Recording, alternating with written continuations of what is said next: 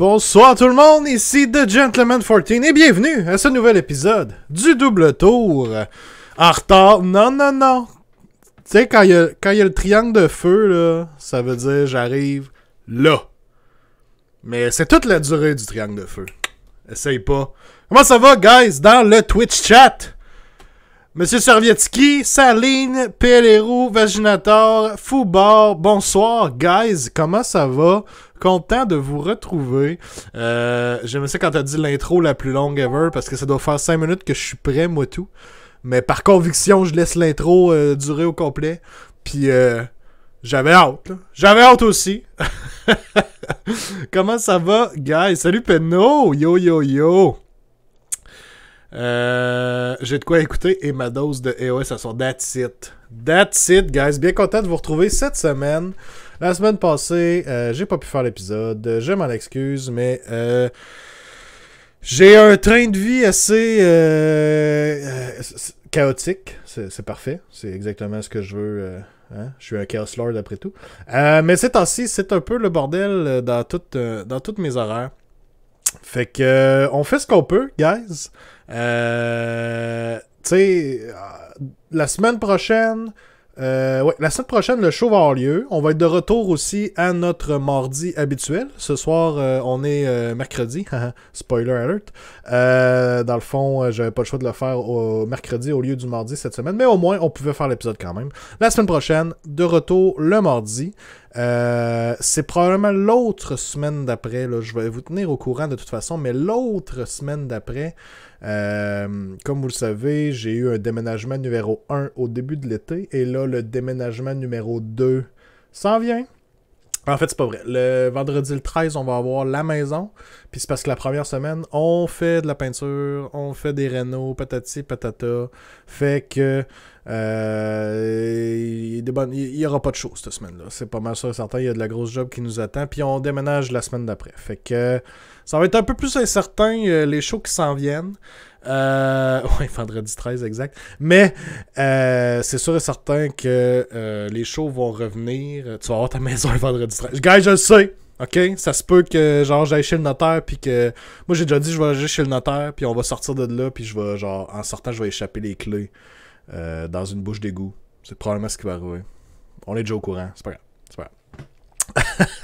Mais j'ai très hâte d'être dans la maison pour refaire mon setup. Là. Je vais avoir mon bureau dans ma man cave au sous-sol. Puis je vais refaire mon petit setup. Puis après ça, ben là, une fois que je vais être installé, il devrait plus avoir de problème pour faire nos shows à toutes les semaines, reprendre nos bonnes habitudes.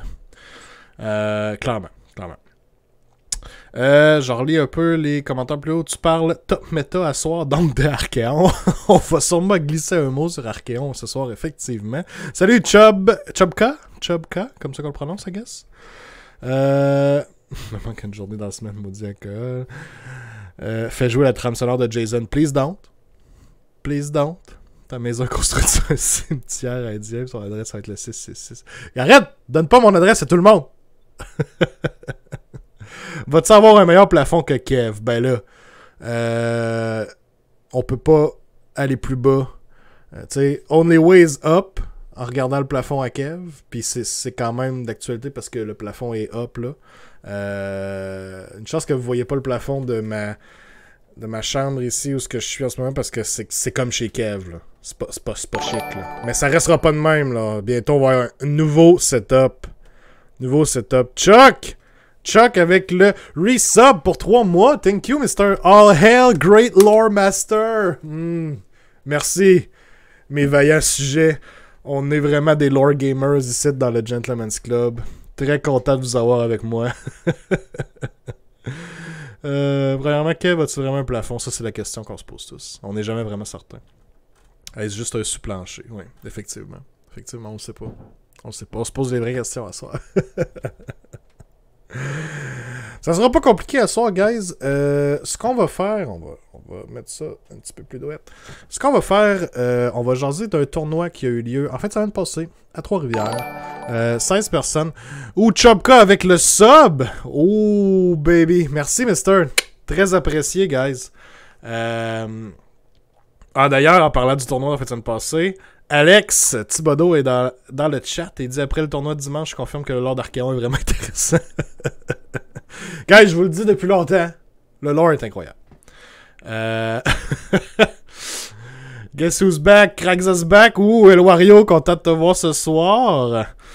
Fait quoi, on va jaser le tournoi AOS 3e édition qui a eu lieu en fait semaine passée. J'ai avec moi le top 5. C'était un tournoi à 16 joueurs, si je me trompe pas. Mais, bon, top 5, c'est peut-être pas aussi indicatif quand on a 16 joueurs, mais je voulais quand même prendre la peine de souligner, de voir quelles listes ont bien performé. Parce que là, on recommence un peu à neuf là, avec la 3e édition. Je sais qu'on est peut-être un peu en retard, ça fait déjà un mois que la nouvelle édition est lancée, mais quand même, la méta est pas setée. On a des idées de qu'est-ce qui est bon, qu'est-ce qui est moins bon. Pardon. Qu'est-ce qui change, qu'est-ce qui va changer. Mais je pense que ça va nous donner un bon tour d'aperçu de qu'est-ce qui s'est joué en fait semaine, puis qu'il y a eu du succès aussi. Donc ça va être intéressant de voir les listes des joueurs. J'ai tellement aimé le lore de Zinj que j'ai starté Thousand Suns à 40k. Bon, ça y est. Mais tu sais, après ça, c'est facile. Là. Tu continues avec... t'achètes des démons. Tu peux jouer à iOS. Easy peasy. Easy peasy, Wario. Les Kraxus se spamment dans le chat. J'aime ça. J'aime ça. Hey. Ouais, fait qu'on va faire le tour des listes. Puis après ça, ben, je vais vous parler...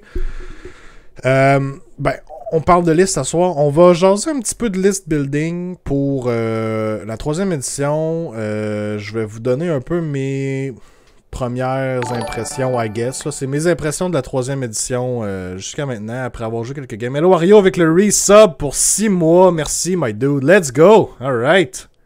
Hype train, baby! On a débloqué le hype train, guys. Big love. Big love à vous tous. Qu'est-ce que je suis en train de dire? Ouais, je vais vous parler un peu de mes premières impressions après mes quelques games que j'ai faites. Puis, en gros, comment je vois le list building en ce moment.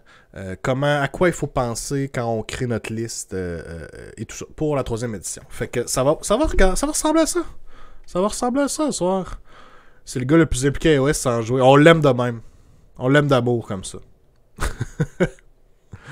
Oh, le Hydrate est parti. Ça y est. Ça y est. Avant tout, guys, qu'est-ce que vous avez fait de bon? Avez-vous fait un peu de hobby? Avez-vous hobby cette semaine? Ou, I guess, v'là 2 semaines? On s'est pas vu depuis 2 semaines. De mon côté, j'en ai fait un peu. J'ai monté des modèles. J'ai monté mon bel accord, qui a un excellent lore, by the way. J'ai monté des Plague Bearers. En fait, j'ai eu la boîte là, de Broken Realms de Nurgle, là, qui est super value. T'as genre 20 Plague Bearers, puis le Sloppity Piper, puis le Spoilpox Scrivener. Donc c'est une méga value box. Penno avec le resub pour 3 mois. Aïe aïe, un mercredi, fallu que je cancelle mon cours de Zumba médiéval. J'espère que le contenu va être de temps. Je peux pas te garantir un Zumba médiéval. I guess que c'est un peu médiéval de quoi qu'on parle. Là. Il y a un lien là-dedans. Imagine-toi en train de danser un peu, puis ça fait un job. Fait quoi, j'ai monté, c'est ça, des Plague Bearers que j'ai commencé à peindre et tout. J'ai testé un scheme mauve. By the way, du contraste sur de la peau de Plague Bearer, ça fit très bien. Ça se fait très bien. Juste des petites retouches à faire après, puis... ouais, ça ressemble à ça, je pense. Je vais probablement finir les Plague Bearers, puis on va continuer à monter du stock. J'ai quelques boîtes encore à terminer. Vous autres... Bon, ben, j'ai donc dit je fais les trucs à Wario de 40k, that's it. Je suis en train de finir de coller 3 fois le contenu de Dominion. Ouh, quel côté, Servetski? Cruel Boys ou Stormcast? Je montre mes Scroll Boys pour Skullpoofy, nice. Le magnifique Captain Kev m'a crissé une volée comme initiation à iOS. Ah là là, t'as choisi d'avoir une initiation par Captain Kev. C'est rough. C'est rough en partant. C'est très très rough. Je travaille encore toujours sur mes Soul Blight et je suis en contact avec Mad Max pour une monture alternative pour Neferata. Ouh, intéressant. J'ai hâte de voir de quoi ça ressemble.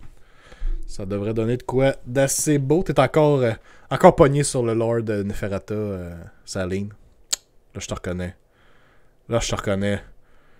J'ai lu le lore des Caradrons, vraiment intéressant ce lore-là en V3. Mais t'étais déjà un grand fan du lore des Caradrons, Alex, là. On peut pas le cacher, là.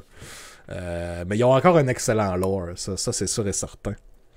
Je fais bel accord pour le Bastion, mais je pense acheter le modèle. Ouh, nice, j'aime ça. Tellement beau le nouveau modèle, là. Vraiment insane, sérieux, là. Vraiment ça coche. Orkies, Rosette, t'as acheté une armée de luminettes, cool, ok. Qu'est-ce qu'il y avait dans ton lot de luminettes? As-tu genre le gros kit ou si c'était un petit lot? Moi, en fait, semaine, Kev a vendu mon armée de luminettes, fait que je dois me trouver une nouvelle faction.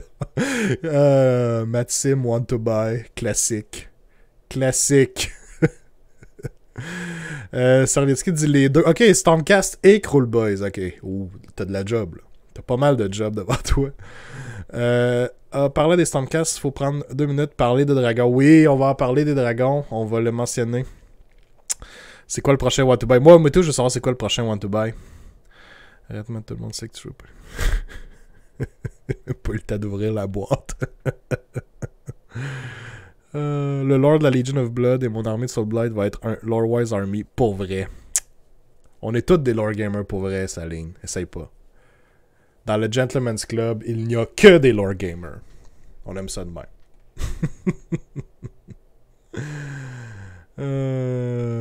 Right. Yes, on va aller jaser de dragon vite.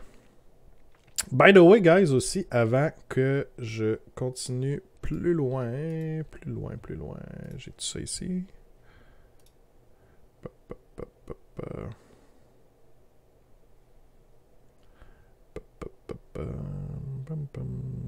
Hey, yes, quelques petites annonces. Donc, il va y avoir des Game Day. Donc, au Bastion, le 7 août, au Saguenay, il y a un Game Day de Age of Sigmar, donc pour les intéressés dans le coin. Et le 28 août, à Québec, il y a un mini-tournoi, I guess. Je pense que c'est 16 personnes. Je suis inscrit, personnellement. Donc, si vous voulez venir subir mon lore préféré, c'est le temps. Je pense qu'il restait comme 2 places, maybe. Ou c'est peut-être foulé, écoute, je sais pas. Mais ça va être très cool. Ben hâte de voir ça. Donc, 28 août, on va avoir un petit tournoi à Québec. Et pour ceux du SAG, le 7 août, il y a un Game Day. Tout ça m'amenait à parler aussi du Bastion en les remerciant, car le prix de ce mois-ci pour les abonnés, donc le tirage, je vais essayer de faire le tirage peut-être la semaine prochaine ou au retour de mes genres de vacances de déménagement, I guess. Mais ce mois-ci, on a de la gracieuseté du Bastion pour... Je vais mettre ça à l'écran, ça va aller mieux. Il n'y a pas du bon bord. Why? Pourquoi c'est ça vous voyez? C'est pas ça que vous êtes supposé voir. Bon, il y a l'update encore chier patente. On va le mettre de ce bord-là. Et là là. Boom! OK! Un Core Rules. Core Book. Pardon. Oh my God. Ça m'a comme... Ça m'a mis de travers, là. Yeah! Core Book, édition limitée, à faire tirer parmi tous les subs pour ce mois-ci. Bon, je vais finir par le dire comme du monde. J'ai été complètement déconcentré. Gam me dit 8 personnes. Ok, c'est un tournoi de 8 personnes à Québec. Est-ce bien cela? Si vous voulez venir premier en avant d'Exa, deuxième au tournoi d'animation. J'ai mes enfants que ça, j'aurais été détruit ce lore-là. Je sais, j'ai bien hâte que tu viennes péter mon lore. Pareil ici, les Soul Blight vont venir se faire du fun au Bastion le 28. Nice, j'aime ça. Si je le gagne, je start AOS. Oh, gros statement de la part de El Wario. J'aime ça. Fait que, écoutez, un beau petit Core Rules édition limitée, ça se prend bien. Donc, encore une fois, merci pour ce beau cadeau au Bastion. Bonne chance à tous. Des bonnes chances qu'on fasse le tirage la semaine prochaine, guys, parce que les 2 autres semaines d'après, ça va être très rough, comme je vous dis. Fait que, donne-lui tout de suite. Peut-être que t'en as un qui traîne au Bastion, le Wario. Matt, on sait jamais, tu sais, pour pousser Wario du côté obscur, ou du côté de la lumière, ça dépend comment vous le voyez. Right, donc, c'est ce qui est ça. Oh! But boy! Avec le resub pour 7 mois. My man! Thanks, my dude. Alright, juste à temps quand je suis en train de présenter le prix en plus. Big brain, right there. Big brain move. Là, je vais revenir sur mon écran de tantôt. Parce qu'il y a de quoi que chier. Pourquoi ça a montré cet écran-là? Je sais pas. I guess qu'on va devoir vivre avec quand je vais refaire le Switch. Hein? Ça va sûrement faire ça et tout. On veut voir des dragons. OK? On va aller voir les dragons. On va aller voir les gros dragons en premier. Even more dragons.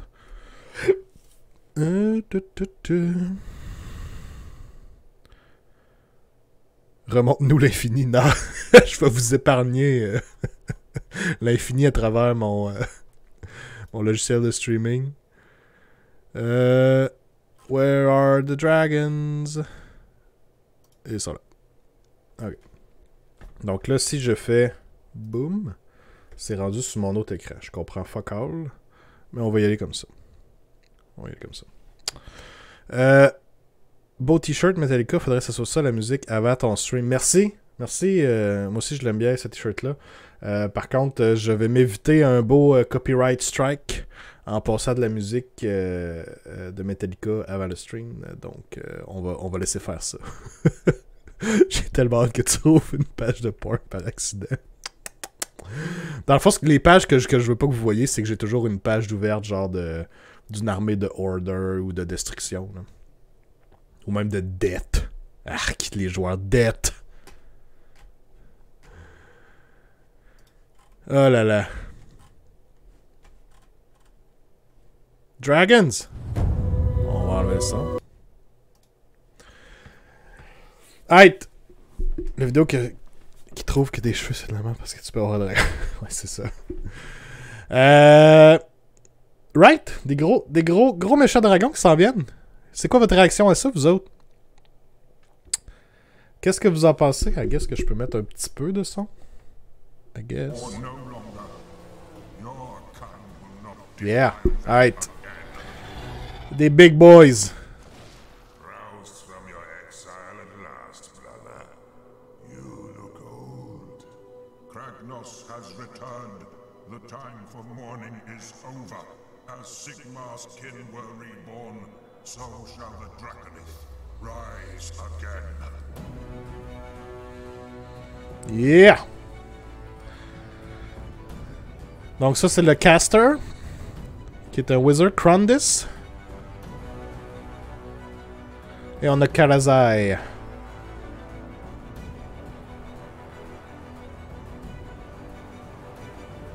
Karazai de Skard.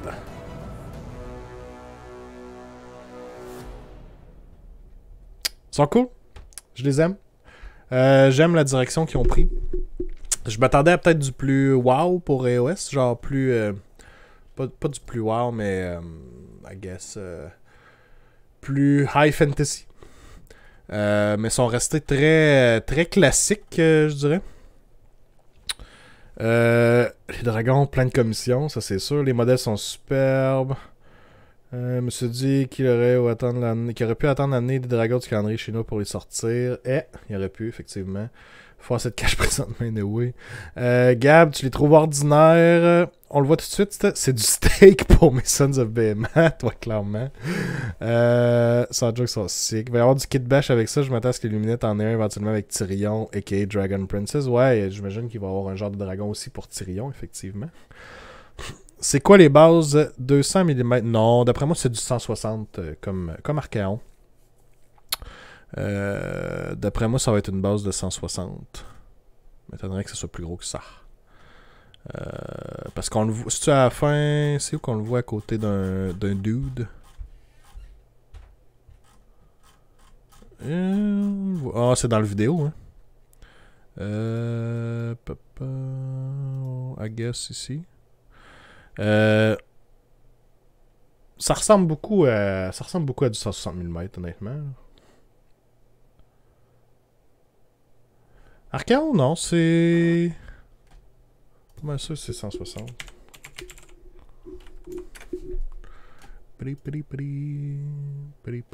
On va aller vérifier.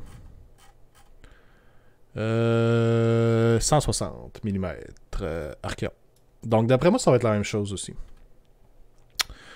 Fait qu'on a Krondys, Son of Dracothian, et on a Karazai the Scarred, qui est probablement le plus beatstick des deux.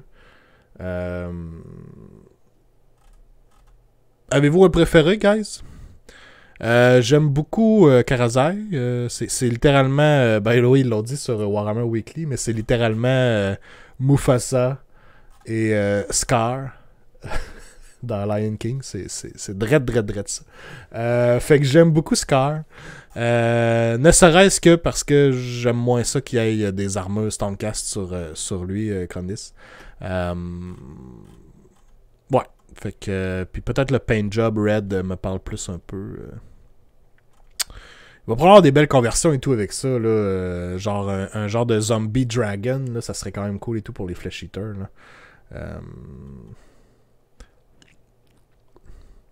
Le vert a une derpy face un peu.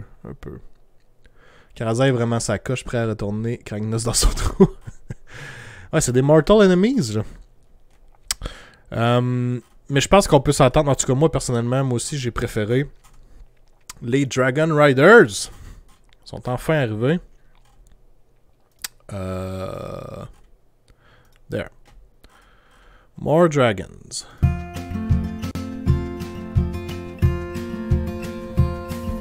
Hello, my name is James Workshop, and I hate horses. They have creepy long faces and strange-looking tongues. Rubbish. They might look fast, but how fast can they really be? Have you ever heard of a horse with more than 1 horsepower? No, they're just donkeys with delusions of grandeur. Now, dragons. Ooh. That's a steed I could get behind without being kicked. Breathe fire? Check. Big wings? Check. Weird flat teeth they use to eat their grass? No. Big sharp teeth they use to eat their enemies? Absolutely. Yes, dragons. I much prefer dragons. Yeah. I prefer dragons too. Non, ils sont vraiment beaux, eux autres, sérieux. Les dragons sont vraiment sa coche.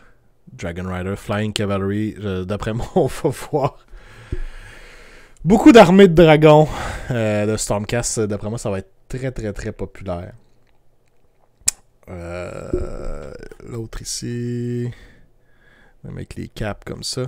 Un qui va être cool à voir et tout, celui-là ici, là. On a déjà vu une conversion super facile à faire. C'est mettre devant sa bouche le feu qui jaillit du Darkfire Demon Rift. Là. On enlève la genre de tête, le genre de rond là, de Chaos avec la genre de bouche. Là. Vous mettez juste le feu qui crache vers la base. Fait que vous pourriez même utiliser ça comme stand au lieu d'utiliser stand ici. Là. C'est genre la conversion la plus facile. Puis vous avez un dragon qui est en train de cracher du feu. C'est quand même sick. C'est certain qu'on va voir ça comme conversion. Surtout que tu peux avoir un général et que les autres deviennent bâtonnels. Oh oui, c'est ça, ils ont vraiment confirmé que vous allez avoir des All Dragon Armies. Là. Fait que d'après moi, ça va être assez populaire. Ça va être assez beau à voir sur la table aussi.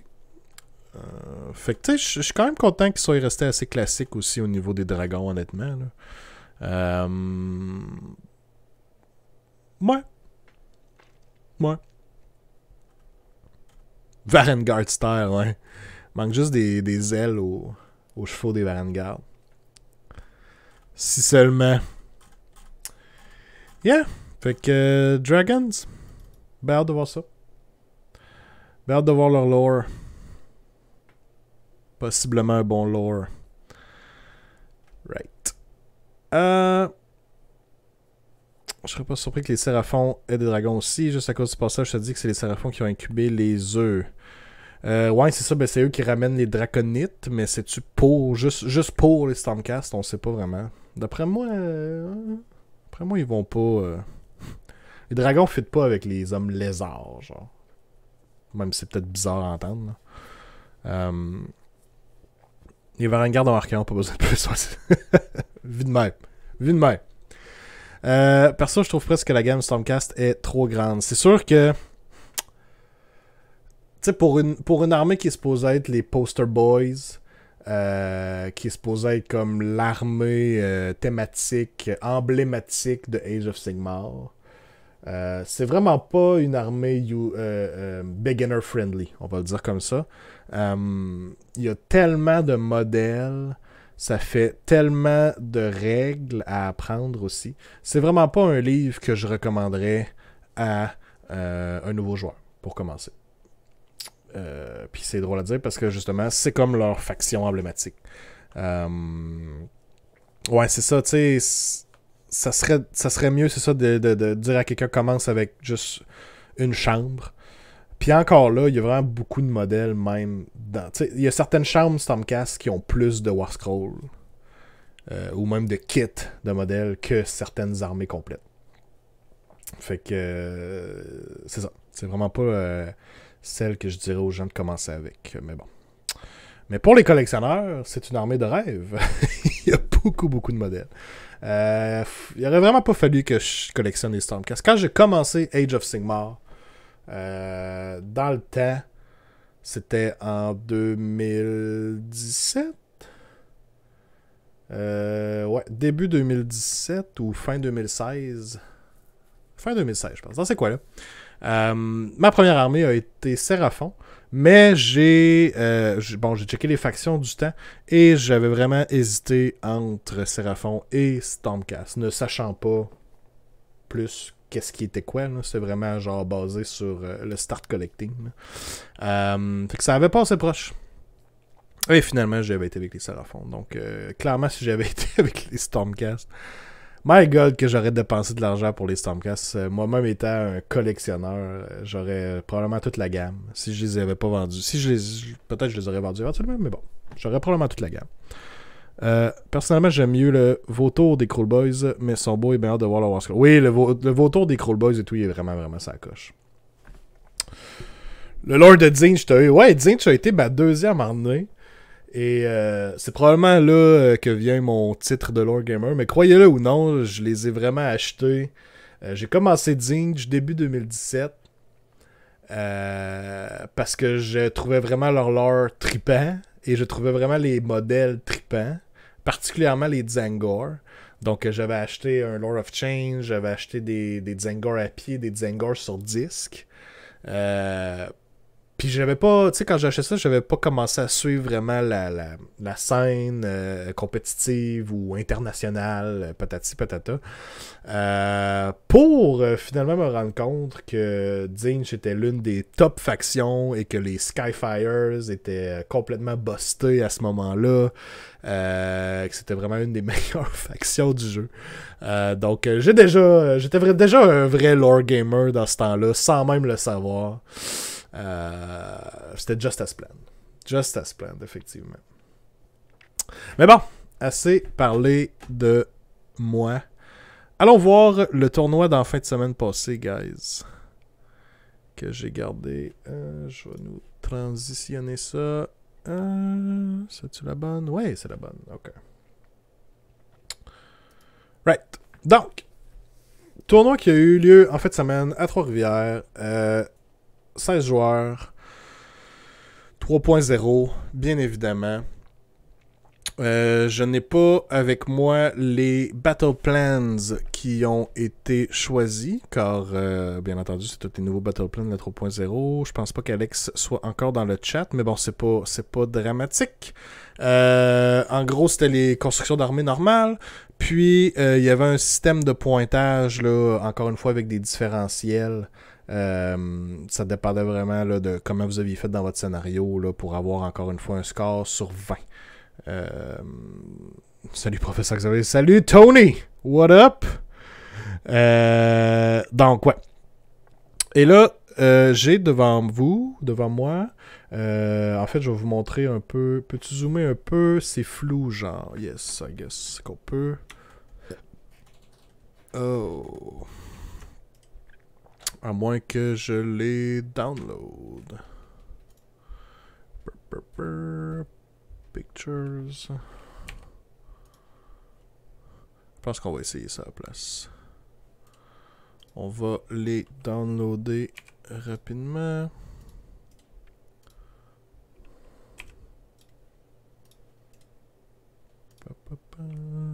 Deux et un. Boom. Oups. Puis...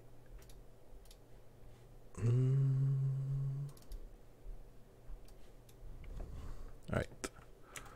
Ah, là, je peux zoomer. Cool. OK. Ça devrait être mieux comme ça.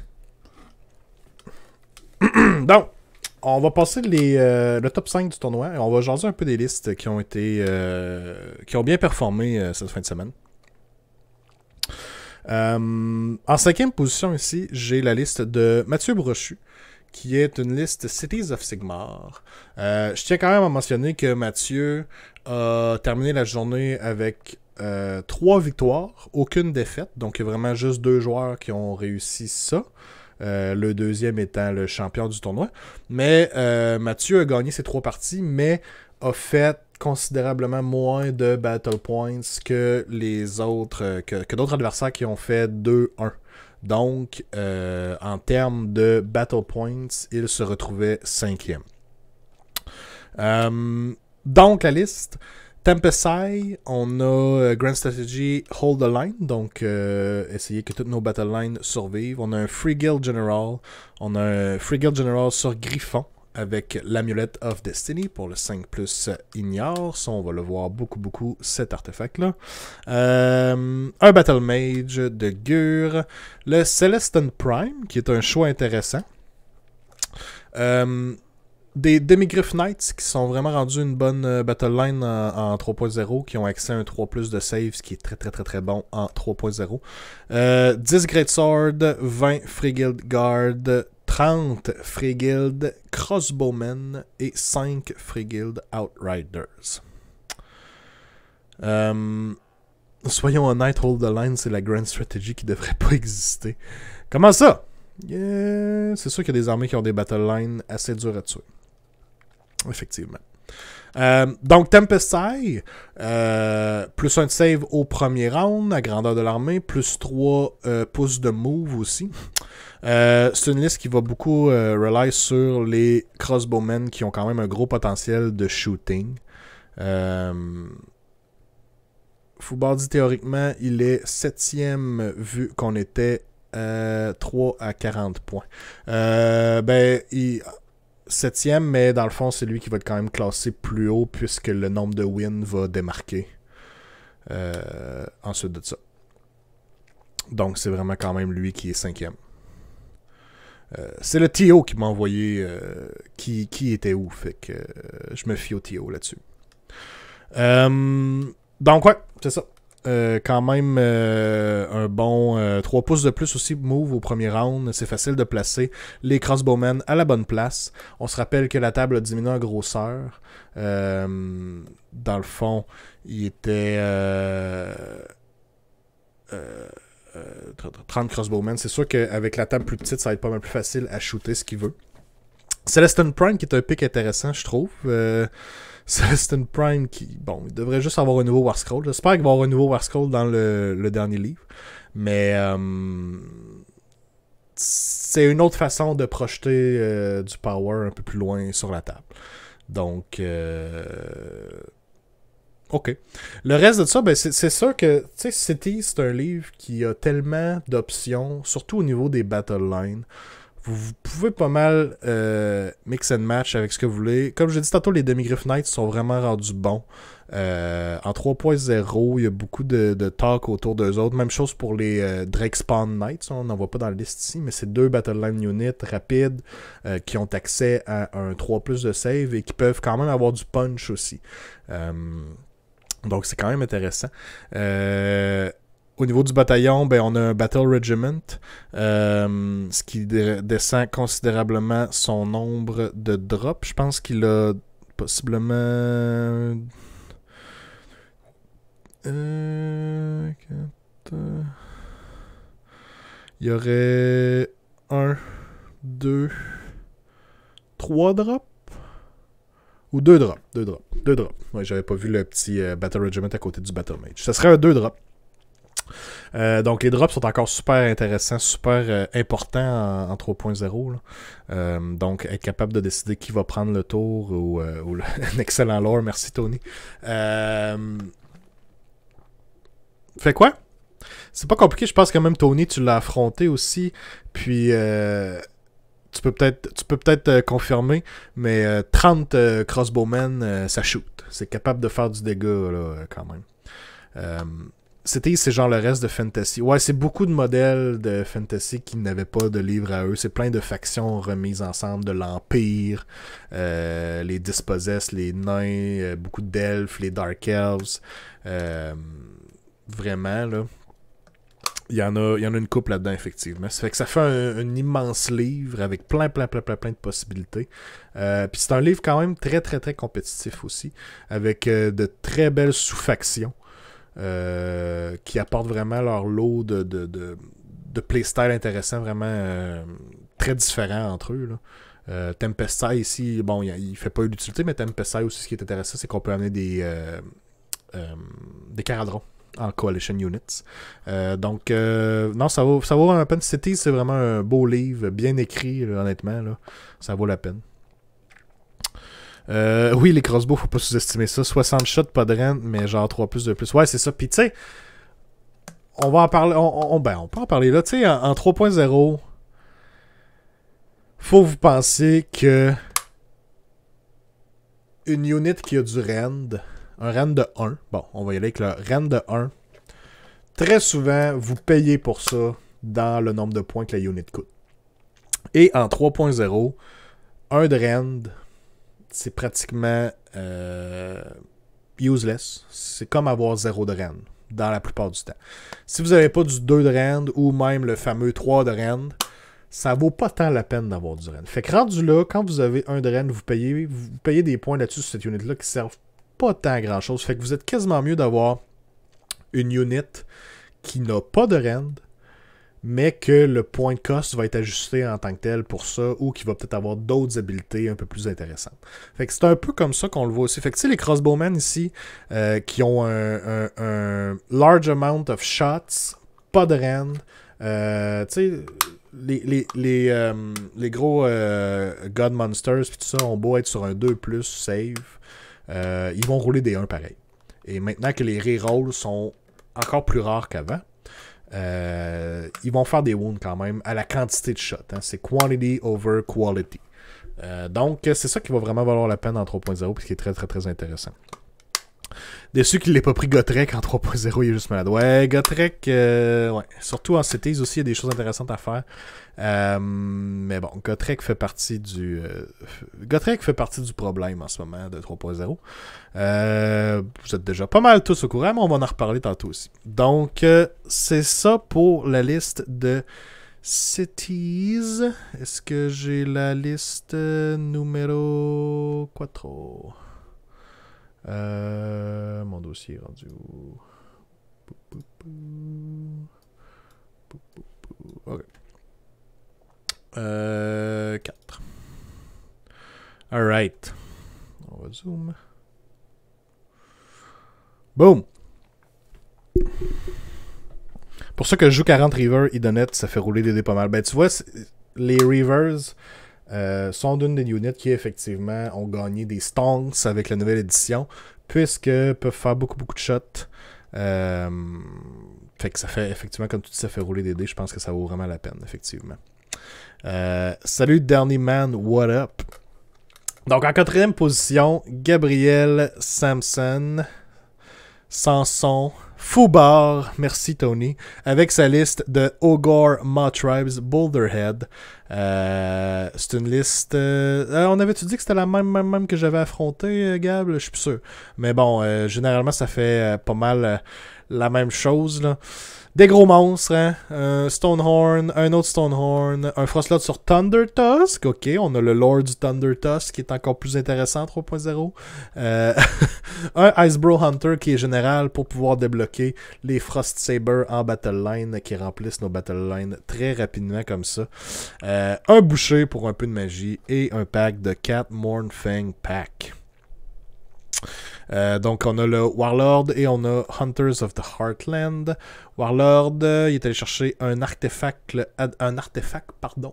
supplémentaire. Donc il peut avoir le Brand of the Svard, qui est un excellent artefact pour son Frostlord on Stonehorn. Et il est allé mettre l'Amulet of Destiny sur le Frostlord on Thunder Tusk, ce qui tourne basically son Thunder Tusk en un Stonehorn. Effectively. Donc c'est vraiment très bon. Déjà là, facile, 3 monstres dans la liste, donc peut facilement compléter la battle tactique. Ferocious Advance, me semble. On run 3 units, une à côté de l'autre. Puis, si c'est des monstres en plus, ça vous fait un point supplémentaire. Les Frost Saber qui chargent à +3 dans les paquets de Transking pour absorber les Unleashed. Oui, ils ont vraiment leur utilité. Ou ils peuvent faire un cheeky redeploy pour bloquer une charge. Non, ils sont vraiment très pratiques, effectivement. Puis c'est une des façons de contrer le Unleashed, comme tu mentionnes. Leur garocher quelque chose avant pour qu'ils gaspillent leur Unleashed ou qu'ils l'utilisent juste pas, mais qu'après ça, il y a une unit en dedans de 3, donc ne peuvent plus l'utiliser sur quelque chose d'autre de plus important que vous voulez faire charger. C'est vraiment comment il faut contrer le Unleashed. Donc, des Frostlords, des Stonehorn, vous savez ce que ça fait. Ça va faire des gros impact hits. Les monstres comptent pour 10 sur les objectifs. C'est une liste qui est prouvée d'avance et qui est encore plus effective, je crois, en 3.0 avec un board un peu plus petit, des objectifs généralement un peu plus centraux. Donc il y a vraiment de quoi faire avec ça. Le Hunter peut même aussi aller en réserve puis amener un pack de 2 Frost Saber avec lui, donc juste pour threaten un peu le backfield objectif. C'est vraiment fort. Ça joue dans la tête de l'adversaire, ce qui n'est pas rien non plus. Donc ça vous rentre dedans, ça fait mal, puis c'est tough à tuer. Ça a beaucoup de quality wounds, hein, des 3+ save un peu partout. Puis les Metal Crunchers sur les Stonehorn, avec les gros saves qui sont présents dans la méta, des D6 mortels par-ci par-là au début de la combat phase, c'est excellent. En plus de justement les impact hits que les monstres font quand ils ont chargé. Vraiment très bon, ça rentre dedans et ça peut être très tough à gérer. Beaucoup d'output dans différentes phases, oui. Effectivement. Général, tu sais, beaucoup d'output dans Charge Phase, vu qu'il y a les Impact Hits. Combat, ben, ça fait très mal. Mais il y a aussi un petit cheeky shooting avec le Thunder Tusk, avec la boule de neige. Puis ce qui est intéressant avec ça et tout, c'est que, tu sais, bon, la boule de neige, hein, c'est des mortels sur des jets de dés de 6. Donc, ça se fout complètement des malus to it, ou to. Peu importe. Fait que tu peux Unleash Hell avec un Thunder Tusk et on s'en fout du moyen to hit que ça donne. Donc ça peut devenir très intéressant et quand même dangereux là. Ben dangereux. Tu sais, ça va faire une coupe de mortels qu'on s'attend pas trop. Fait que ça peut être cool pour ça. Ça donne moins de valeur à All Out Defense. Ben c'est sûr que ça donne plus de choix, effectivement. Puis c'est que si tu as un peu de damage dans plusieurs phases, ça force l'adversaire à faire des choix. Où est-ce qu'il va utiliser ses command points, et peut-être même qu'il n'aura pas assez de command points pour pouvoir protéger tout ce qu'il veut protéger. Tes Knights, ça sont témoins. Ouais, ça c'était dégueu. Quand on avait joué, je pense que c'était notre première game de 3.0, Gab et moi. Il jouait à peu près la même liste que ça. J'avais une liste de Slaves to Darkness et j'avais 5 Knights qui ont chargé dans le coin d'un Thunder Tusk. Thunder Tusk fait un beau Unleash Hell. Lance 12D. roule quelque chose comme 4 ou 5, 6. Donc 4 ou 5 mortels sortent de nulle part pour tuer mes knights. Je roule aucun 5. Je roule genre aucun 5 plus pour les sauver. Fait qu'il y a un knight qui est mort juste à cause d'un Honey Shell, d'un Thunder Tusk. C'était genre. Ok. Ok. Oh là là. Ah. Alright. Next up. En troisième position, il est ici dans la salle ce soir. C'est Tony lui-même. Tony qui a appris que le lore d'Archéon était vraiment, vraiment bon. Il s'en liche les doigts à mesure qu'il lit ça. Donc, avec sa liste Duplicaon. Donc, c'est basically un Tzeentch Archéon, mais en host Duplicitus. Le gros attrait de ça, c'est que toute l'arme au complet est no retreat. Donc, dès que vous êtes engagé avec une liste host Duplicitus, vous ne pouvez plus vous désengager. Ce qui est une habilité ô combien forte et ô combien ô combien offensante à jouer contre. C'est vraiment, vraiment rough. J'aime le lore de cette liste. Oui, effectivement. J'ai déjà joué en 2.0 et tout un Tzeentch Archéon en host Duplicitus. Puis c'est rough. Kev pourrait vous le dire avec ses méga gargants qui chargeaient des packs d'horreur dont il ne pouvait plus se retraiter. Et puis là, il était pogné en plein milieu de la table dans un paquet d'horreur à pas faire grand damage. Et il ne pouvait plus retraiter très loin des objectifs comme ça. C'est vraiment tannant. Puis il y a plein de petites choses que vous pouvez faire aussi avec la liste. Là. Des fois, on voit un Kairos ou on voit un Magister juste pour faire des Chaos Spawn. C'est vraiment cool. Donc ici, on a le Blue Scribes, le Thaumaturge, Archéon et un Chaos Sorcerer Lord. Sorcerer Lord qui n'est plus... je dirais qu'il n'est plus un choix obligatoire quand vous runnez Archéon. Il l'était définitivement avant. Mais qui est encore très bon. Son spell est excellent pour Hero to Hit to Wound sur Archéon. Et même Oracular Vision est juste un plus save gratuit.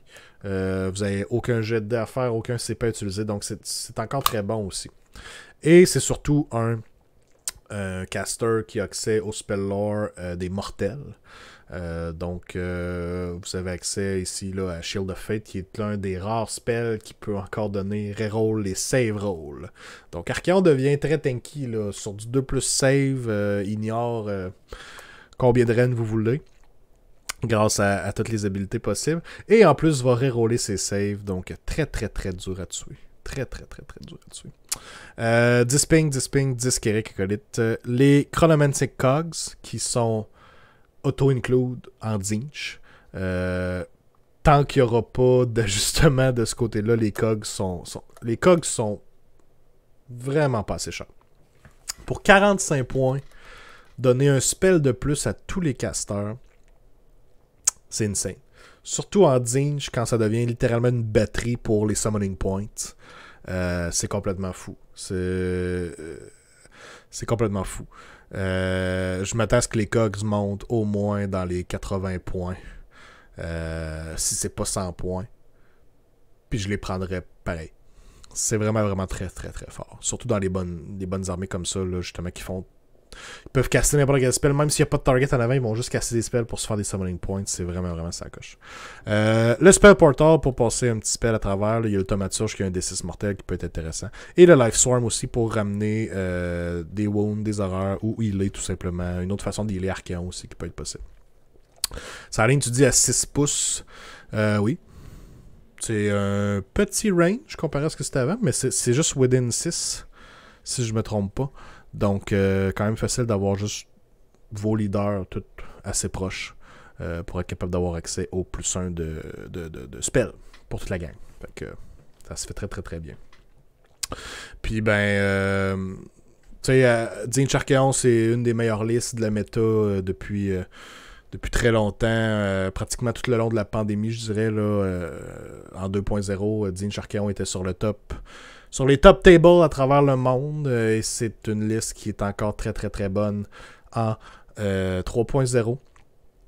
Il y a plein de façons de le monter, justement. Mais bon, ça part surtout de Archéon à la base, qui est juste insane en 3.0. Puis c'est toutes les habilités, les buffs que Tzeentch lui donne en plus, là, qui rend ça très très très très fort. Grand Strategy, t'as pris Price Sorcery, donc que tous tes Wizards restent en vie. Archaon 3.0 est au top des units. Ouais. Il est facilement dans le top 3 des meilleurs units d'Age of Sigmar. En 3.0 en ce moment. C'est pas compliqué, c'est pratiquement tous des dieux, les trois. C'est Archaon, Morathi, Gotrek. C'est les 3 meilleurs en ce moment. Basically. Salut Grimgar, yes! Alright, donc ça c'était la liste numéro 3. En fait, qui a terminé en 3e position, Tony. Next up, j'ai en 2e position un autre lore juteux, encore une fois, Archaon, mais en Slaves to Darkness. Donc, dans le Host of the Everchosen, Sixth Circle.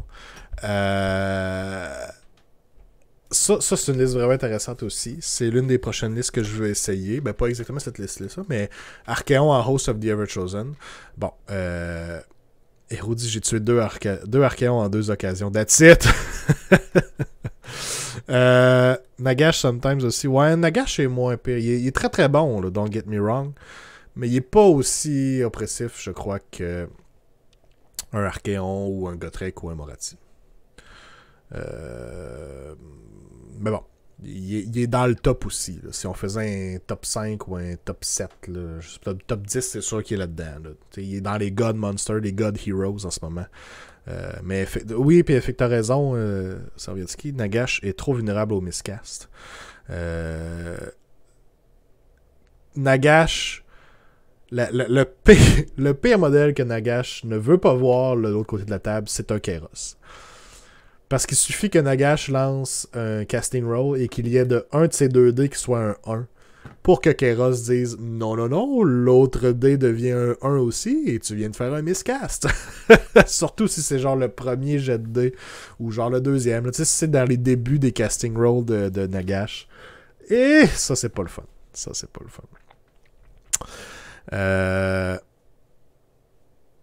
C'est J.K. le double. Ouais, c'est ça, exact. Son tour de spell est vraiment capote. Puis tu payes beaucoup de points pour les spells de Nagash. Ça, c'est sûr.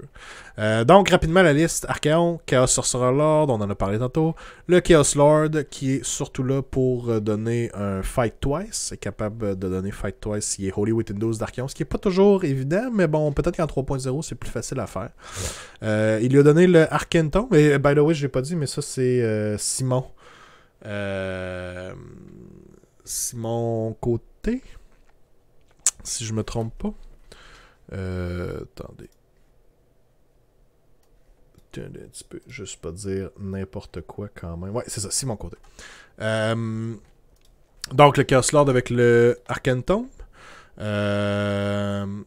Capable de caster un Mystic Shield intéressant aussi. Yes! Simon, t'es là, t'es dans le chat, Valdenar 69. What up? 3 Vanguard, 20 Chaos Maraudeurs. Simon, dis-moi, est-ce que tes maraudeurs avaient vraiment les flails? Ou si c'est une erreur de la liste, là? Le spell était Mask of Darkness, ouais, c'est bon, excellent, pour pouvoir téléporter. Les maraudeurs sont vraiment très bons pour téléporter parce que justement vont pratiquement garantir leur charge. Ouais, c'est ça, ok, t'avais les Axe and Shield, qui est clairement le meilleur choix. Basically, dans Slaves to Darkness, si une unit a un flail, généralement, vous voulez pas prendre le flail. C'est pas mal comme ça que ça se passe d'habitude. Donc, les mêmes maraudeurs, 10 Chaos Warriors et la Chaos War Shrine.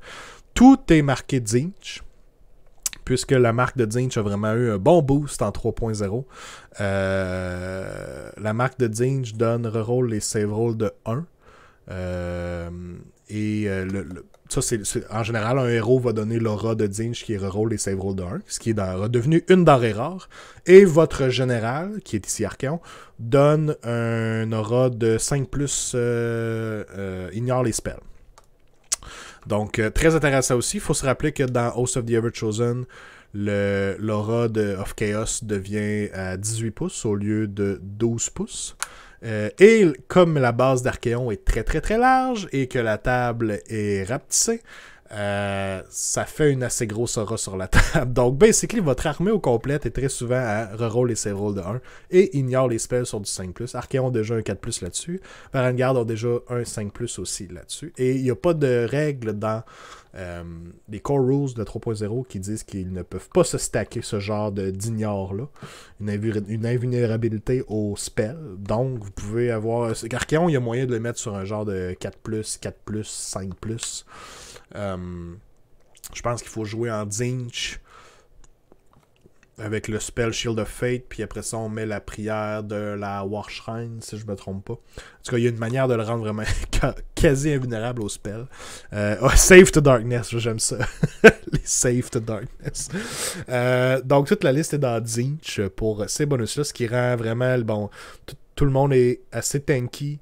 Les Warriors aussi vont être très tanky avec le plus un save dès qu'ils sont 10 modèles. Et la War Shrine pour des buffs. Généralement, ce qui peut être intéressant avec la War Shrine, on vient chercher... Bon, on a le Sorcerer Lord qui peut faire Demonic Power, mais on a aussi la War Shrine qui peut aller donner un Reroll to Hit to Wound avec la Undivided Prayer. Donc, vous pourriez vraiment ça avec genre Archéon qui Reroll to Hit to Wound et aussi Varangard qui Reroll to Hit to Wound. Mais c'est même pas nécessaire parce que dans le fond, Host of the Everchosen, ce qui est très intéressant. Vous avez, je l'ai dit tantôt, l'aura du Chaos qui augmente à 18 pouces. Vous avez, toutes vos unités sont immunisées au Battle Shock tant et aussi longtemps qu'Archéon est sur la table, ce qui est excellent. Archéon reste généralement longtemps sur la table. Et vous avez aussi, vous avez un plus 1 to hit pour les Vanguards, ça c'est sur leur War Scroll, ils sont encore meilleurs. Et vous avez le, je pense que c'est Will of the Everchosen, qui est basically au début de votre Hero Phase, vous choisissez une unit sur la table, n'importe où, hein, c'est board wide.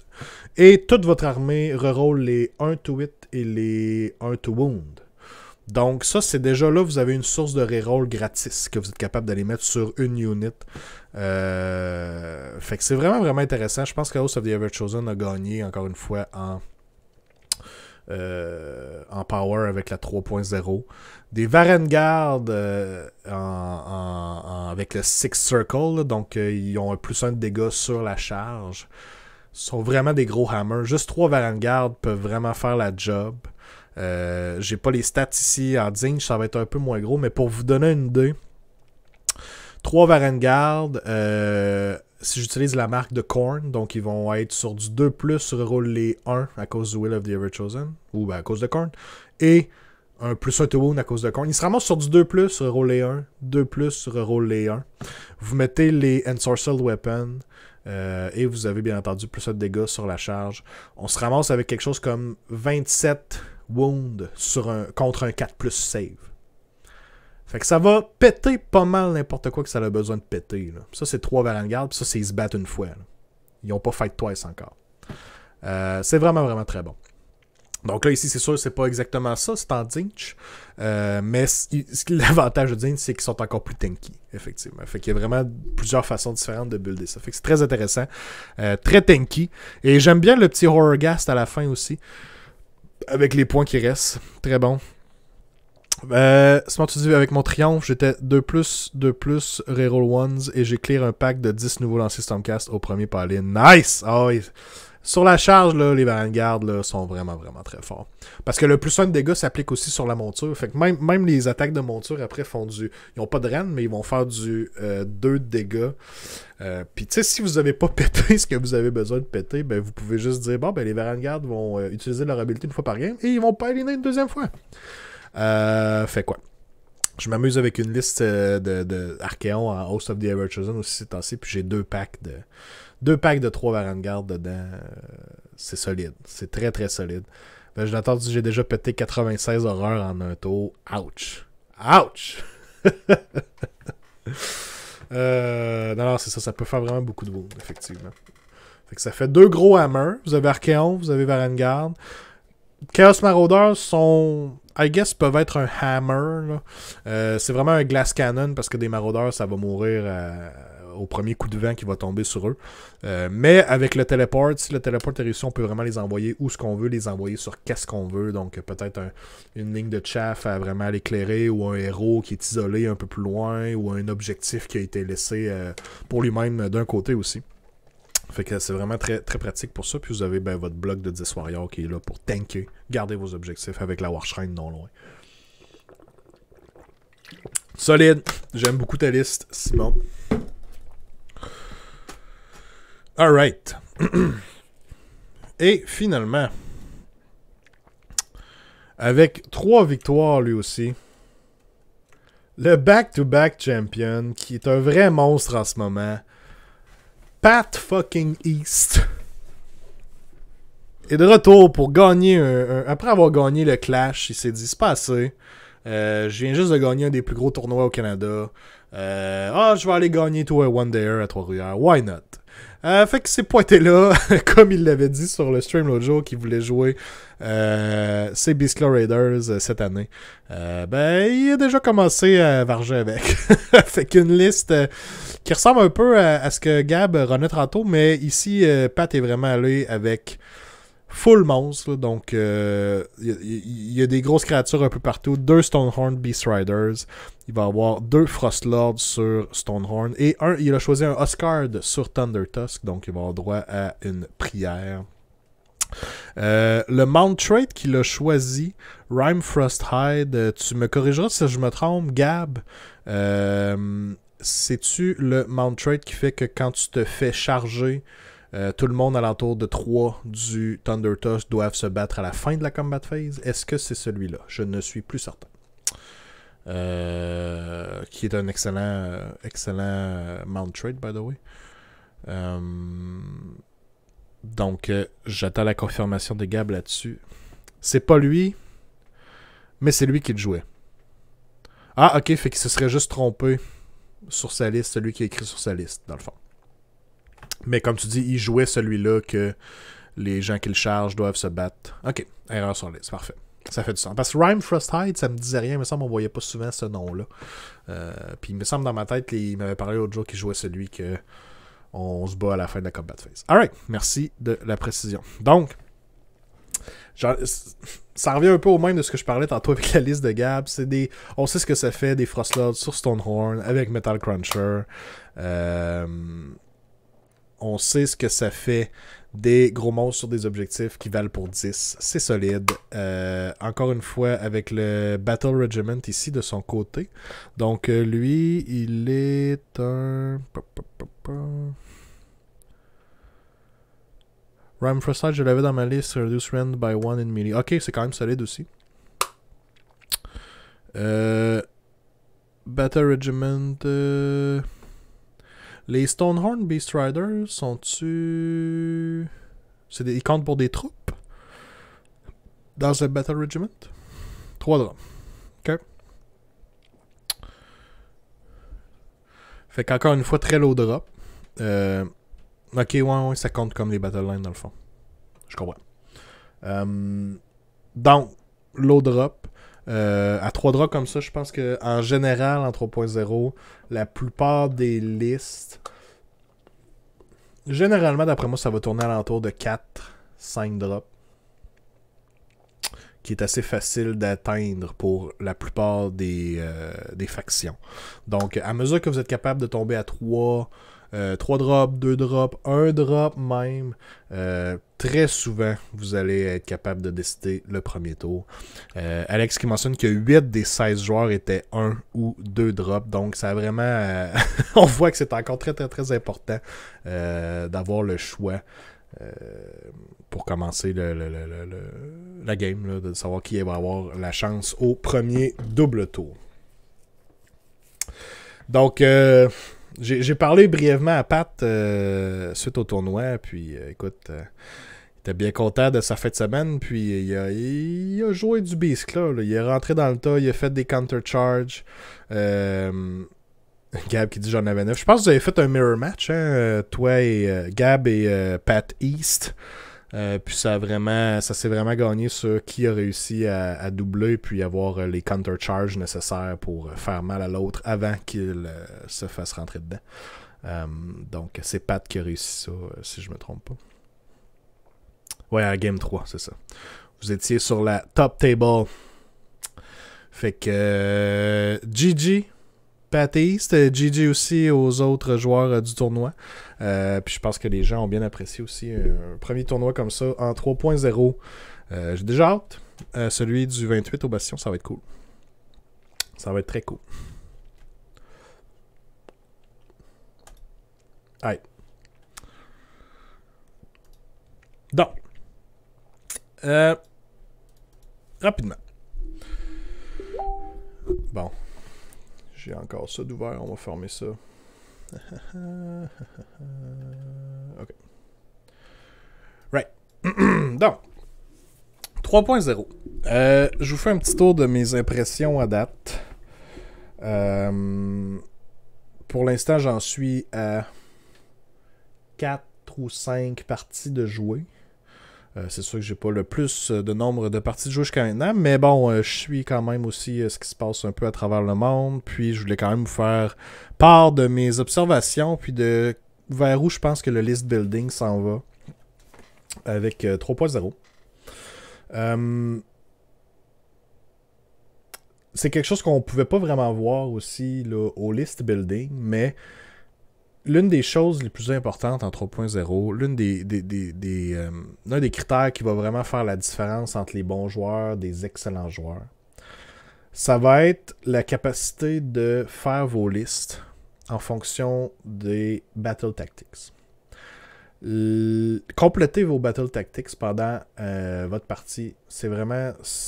C'est pratiquement scorer autant que de prendre les objectifs sur la table. Il y a beaucoup des nouveaux scénarios qui se scorent de la nouvelle façon là, qui ont sorti, c'est-à-dire j'ai un objectif, j'ai un point, j'ai 2 objectifs ou plus, j'ai 2 points, et si j'ai un objectif, en fait, si j'ai plus d'objectifs que mon adversaire, j'ai un autre point aussi. Fait que il y a beaucoup de scénarios qui fonctionnent comme ça, donc généralement vous allez scorer un maximum de 3 points. Et si vous complétez votre Battle Tactics, c'est un 2 points, parfois 3. Certains peuvent donner un point bonus. Fait que généralement, vous scorez autant ou presque de points juste en complétant votre Battle Tactics, ce qui devient un élément très très très important pendant vos parties. Donc, plus 1 en tuant un monster aussi. Oui, merci Saline, t'as raison, effectivement. Alex, le contrôle d'objectif est vraiment différent maintenant. Souvent, en contrôler 2 est suffisant. Oui, effectivement. Puis tu sais, il y a beaucoup de choses qui rentrent là-dedans aussi. Le board est plus petit. Je l'ai mentionné tantôt, mais généralement, les objectifs sont beaucoup plus centraux. Il y en a généralement beaucoup moins. C'est toutes des choses aussi qui viennent exacerber le problème du God Hammer, qu'on mentionnait un peu tantôt. Mais je vais finir ma partie list building avant. Je pense que vous allez avoir 2 façons d'orienter votre list building en 3.0. Soit que, quand vous êtes en train de vous préparer, vous allez pouvoir faire votre armée. Soit que vous prenez la route, on va l'appeler comme une liste all-comers. Hein? Elle est bonne dans tout. Elle est capable de compléter beaucoup de Battle Tactics dans la liste. Et ça va être comme ça que vous allez faire vos points dans la game, en plus des objectifs. Donc j'appelle ça une liste quand même assez all-around, parce que je pense que c'est le genre de liste qu'on va voir le plus. Donc généralement des listes peut-être qui ont 2 ou 3 monstres, capables de compléter les Battle Tactics par rapport à ces monstres-là, ont quand même du bon punching power, du shooting, des choses comme ça. Ça va être des listes un peu plus peut-être classiques, je dirais. Donc, mais ça va faire vraiment partie intégrante de votre list building. Est-ce que mon armée est capable de compléter des Battle Tactics? Donc, la meilleure façon, c'est de passer la liste des Battle Tactics dans les règles et d'y aller vraiment un par un et de vous dire, bon, est-ce que ça, je suis capable de le faire? Est-ce que ça, je suis capable de le faire? Puis, vous pouvez même commencer à vous dire aussi, est-ce que ça, généralement, je suis mieux de le compléter tour 1 ou si je le garde pour un battle tactique facile, entre guillemets, un peu plus tard dans la partie. Ça, c'est toutes des décisions aussi qui vont vraiment venir, premièrement, avec la pratique aussi.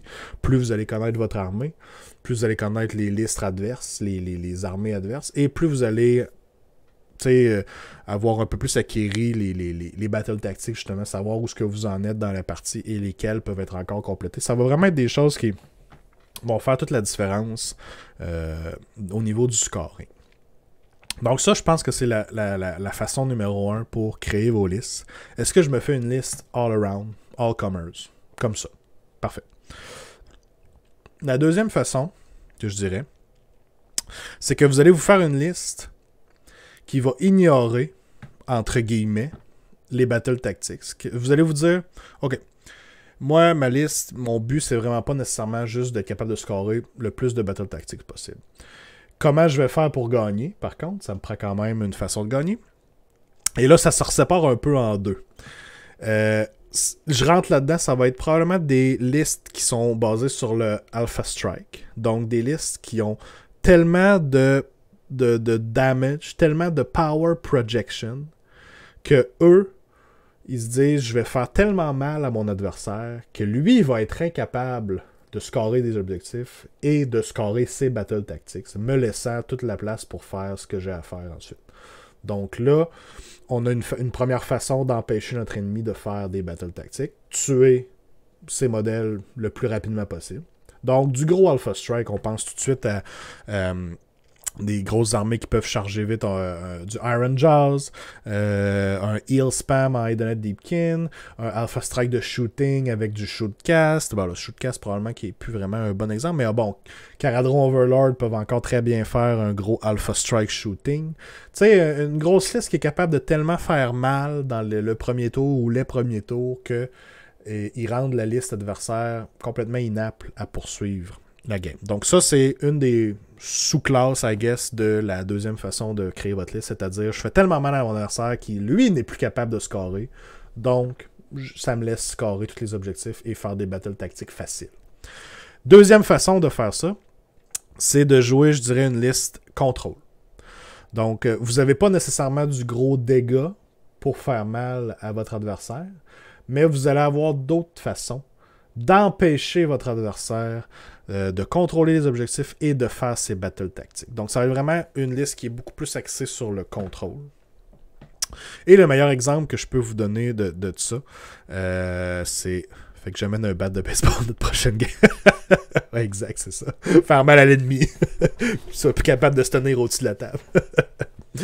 Le meilleur exemple que je peux vous donner d'une liste qui est plus contrôle, c'est ce que je joue ces temps-ci, c'est du Legion of the First Prince.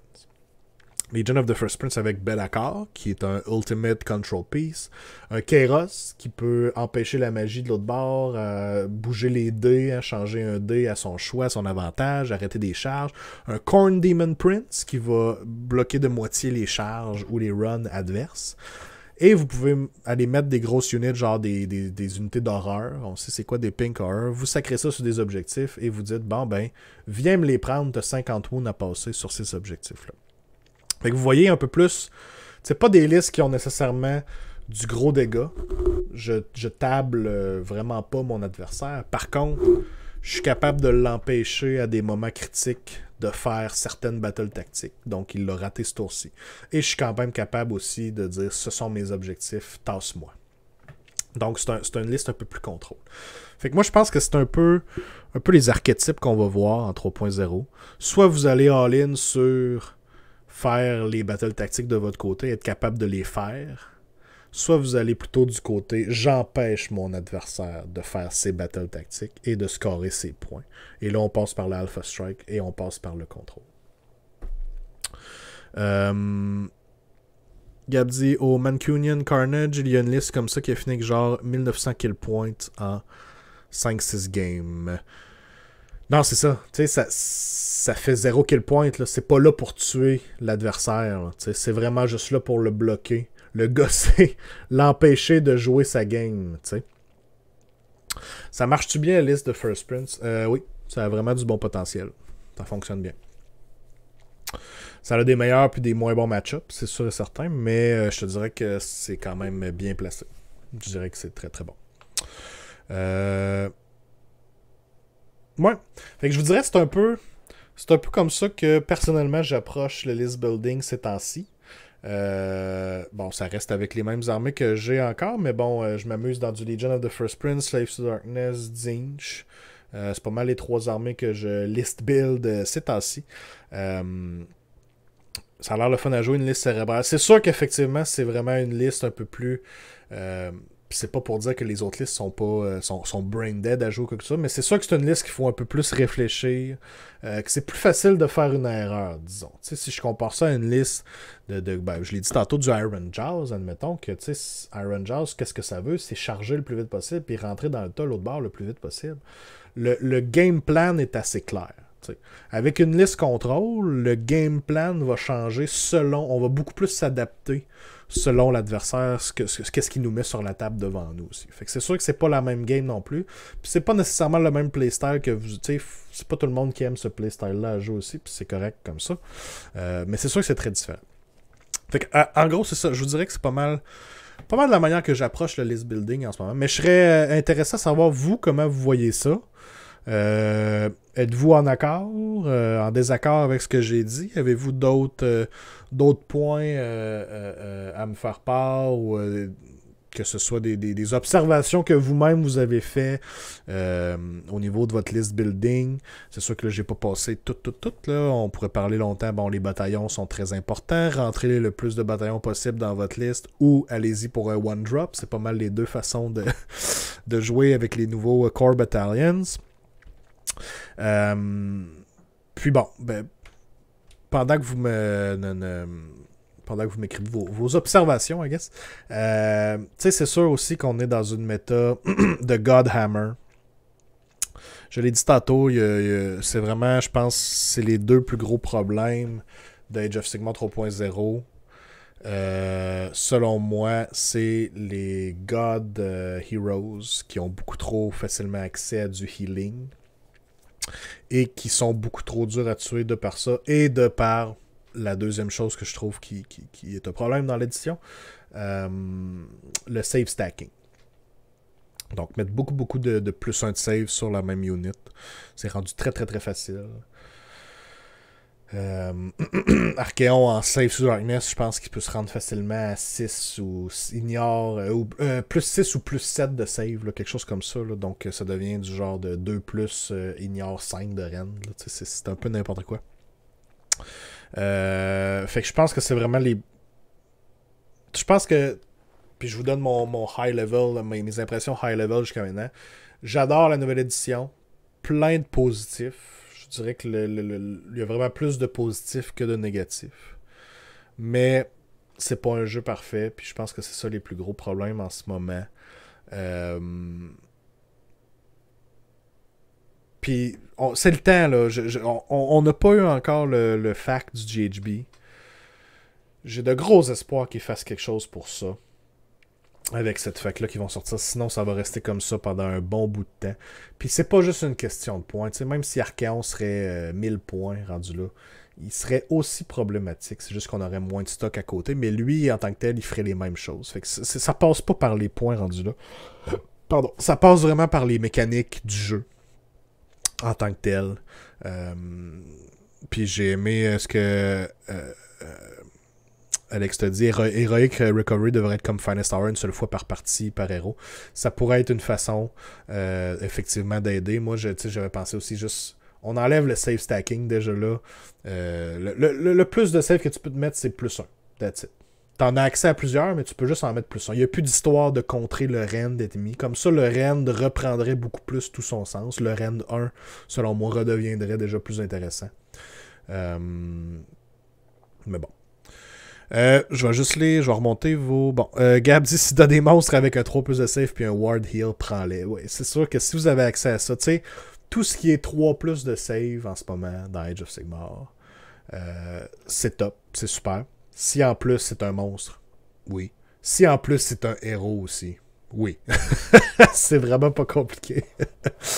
Mais j'attends, j'ai regardé aussi pas mal le list building, ça revient pas mal toujours à Archaon. Ben tu sais, du côté Chaos en ce moment, Archaon est bon dans tout. Là,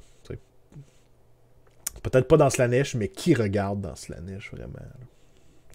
C'est triste, mais bon. La Grand Strategy a aussi un impact important. Oui, j'en ai pas parlé, Saline, mais t'as raison. C'est sûr que choisir la bonne Grand Strategy pour votre armée, très important. Puis de toujours avoir ça en tête aussi quand vous jouez votre partie, de réussir à compléter votre Grand Strategy pour la fin de la partie. C'est sûr que ça peut faire des bonnes différences sur certains matchs, effectivement. Et il devrait pas être basé sur la Bravery aussi, les pauvres Skaven Grots. Oui, effectivement, ça aussi, ça devrait probablement pas être comme ça. S'il devient une fois par game, par héros, tout à fait. Oui, ça devrait juste être un... Tu sais, il pourrait être un flat des 3 wounds récupérés. Fine, mais c'est une fois par game. Hein? Once per game ability pour chaque héros. Des 3 wounds. Tu sais, that's it. Je pense que ça aurait bien de l'allure. PL, tu dis, je déteste le one drop. Le fait de le placer tout d'une shot permet à l'autre joueur de déployer en fonction et changer tes plans. C'est sûr que c'est à considérer aussi quand on fait nos listes. Mais en même temps, c'est toi qui as le choix du tour après. Fait que t'as quand même un bon avantage là-dessus aussi. Mais est-ce que les one drop devraient disparaître? Dur à dire. Je pense pas que c'est le problème numéro 1 sûrement qu'il faut adresser dans le jeu. Puis j'aime comment est-ce qu'ils ont adressé ça, le one drop maintenant. Tout le monde a accès à un one drop, basically. C'est juste que vous payez pour en ayant pas vraiment d'autres bataillons, pas plus d'artefacts. Bon, il y a certaines factions qui vont s'en foutre, d'autres que c'est vraiment... ça leur tire vraiment dans le pied. Mais j'aime quand même déjà un peu plus cette façon-là d'approcher le jeu. Au moins, tout le monde a accès à un one-drop. Alors qu'avant, c'était selon les factions. C'est déjà mieux, je pense, de ce côté-là. Baboy, tu dis sans save stacking, je suis d'accord. Je pense aussi que ça a besoin d'être parti. Archaon à 830 est correct, c'est le healing et le stack de save qui est trop. Archaon à 830 est très très bon. Si le save stacking partait et que Heroic Recovery devenait une fois par game, ça serait déjà mieux, mais je pense qu'Archaon devrait monter en point pareil. Je le verrais probablement plus alentour de 900.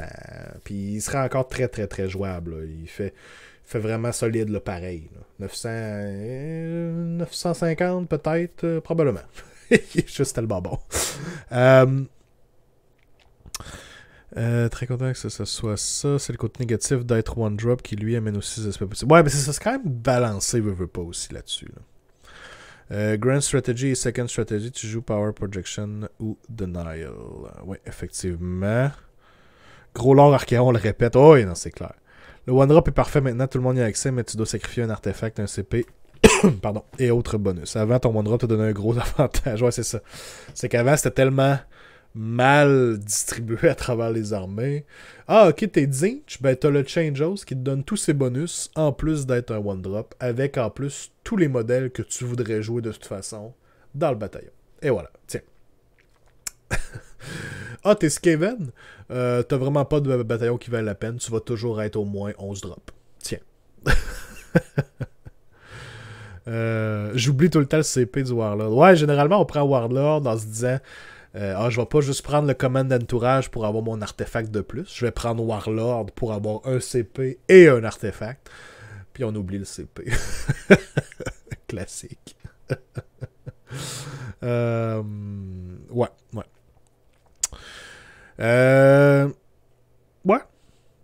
Je pense que ça fait le tour. Comme je vous dis, c'est ça, j'ai pas beaucoup de matchs de jouer encore en 3.0, mais j'aime beaucoup ce que je vois à date. J'aime beaucoup l'interaction qu'il y a dans le tour ennemi. Il y a encore plein de petits tricks qu'on pense pas nécessairement faire ou qui nous apparaissent pas évidents. Mais tu sais, juste le fait de dispeller un Endless Spell dans le tour ennemi, au lieu de le faire dans votre tour, ben ça vous coûte pas un spell, et en plus, un Endless Spell ne peut pas être recasté dans le même tour qu'il a été dispellé. Si je le dispelle dans mon tour à moi, mon ennemi peut quand même le caster rendu à son tour, mais si je l'ai dispellé dans son tour, il peut pas le recaster tout de suite. Fait que c'est des petits tricks comme ça qui ne nous viennent pas nécessairement d'emblée en tête, parce que bon, ben ça fonctionnait pas comme ça en deuxième édition, c'est sûr, c'est nouveau. Puis c'est des choses qui ont passé un petit peu plus, je dirais, sous le tapis comparé aux autres plus gros changements de l'édition. Mais c'est toutes des choses comme ça qui vont tranquillement rentrer dans notre routine, tu sais, des choses qu'il va falloir penser. Oui, il y a beaucoup plus de bookkeeping, je dirais, avec la nouvelle édition. Mais bon, au moins, ça revient quand même. Ça revient vite, même. Ça te coûte un bind, oui, c'est sûr. Ça te coûte un bind. Mais entre un unbind ou te coûter un spell dans ton tour, généralement, t'aimes mieux payer un unbind. Puis, comme je disais, de toute façon, si tu le dispelles dans le tour ennemi, ben le gros avantage, c'est qu'il peut pas le recaster tout de suite. Fait que ça peut être super intéressant. Pour un priest, c'est gratuit. Oui, effectivement. Teclis sans torche. Ouais, mais là, Teclis se torche de ben des affaires. Ça c'est clair. Oh là là. Right, fait que, guys, ça ferait pas mal le tour pour asseoir, je pense. Ça a été cool de voir des listes, là. Tu sais, on commence une nouvelle édition. Bon, on est tous dans notre list building, chacun de notre côté, mais c'est cool de voir et tout, là, avec un premier événement comme ça. Où en sont rendus les autres, qu'est-ce qu'ils les essaient, sur quoi ils sont setés, ou s'ils sont vraiment en pleine exploration de leurs armées ou des nouvelles listes qui vont vraiment valoir la peine en 3.0. Fait que c'est vraiment un temps excitant, je dirais, là, un début d'édition comme ça. Là. C'est beaucoup plus fun qu'une fin d'édition où la méta est très, très, très dull, I guess. On sait pas mal tout ce qui est bon, puis ça change pas bien, bien. Fait que vraiment hâte. Devrait en avoir un autre début octobre au Gamerspot de Trois-Rivières. Je vais essayer fort d'être là, celui-là. Déjà bien hâte à ça. COVID pending, of course, ouais, on se croise les doigts qu'on ne soit pas pris avec un autre vague, effectivement. Je trouve les STD plus trippants à jouer que Luminette en V3. Hâte de voir la suite. Adref, je trouve ça. Ouais, moi aussi, je trouve que les Slaves to Darkness sont vraiment bien positionnés en 3.0. Beaucoup de choses qui les aident. Fait que, guys, un gros merci d'avoir été là ce soir. T'es bien content de vous retrouver. On va se revoir la semaine prochaine. Le show de la semaine prochaine va avoir lieu. C'est pas mal sûr et certain. Puis, rapidement, je rappelle qu'il y a le Game Day en fin de semaine, donc le 7 août, au Bastion Saguenay. Et il va y avoir aussi le tournoi Age of Sigmar à la fin du mois, le 28 août, au Bastion Québec. Donc, à voir s'il reste des places pour celui-là. Si vous ne êtes pas déjà inscrit. C'est quand les Battletome Orruk et Stormcast Eternals. On n'a pas de date encore. D'après moi, ça va peut-être être... Peut-être que dimanche qui s'en vient, ça va être le genre de pre-order. Là. Fait que c'est ça. Pre-order en août, c'est tout ce qu'on sait. Peut-être qu'en fin de semaine, on va le voir pour 2 semaines plus tard. Ou en tout cas, ça doit s'en venir. Ça doit s'en venir. Lâchez pas, guys. Ça vous donne le temps de monter votre stock de Dominion en attendant. L'on dit dans l'article des Dragon Rider. Ah, voilà. Bon. Fait que ça s'en vient. On est dans le bon mois. Fait que, guys, un gros merci encore d'avoir été là ce soir. Très, très, très apprécié. Content d'avoir été avec vous. Je vous souhaite à tous une excellente soirée. Puis, on se dit à la semaine prochaine. Bye bye.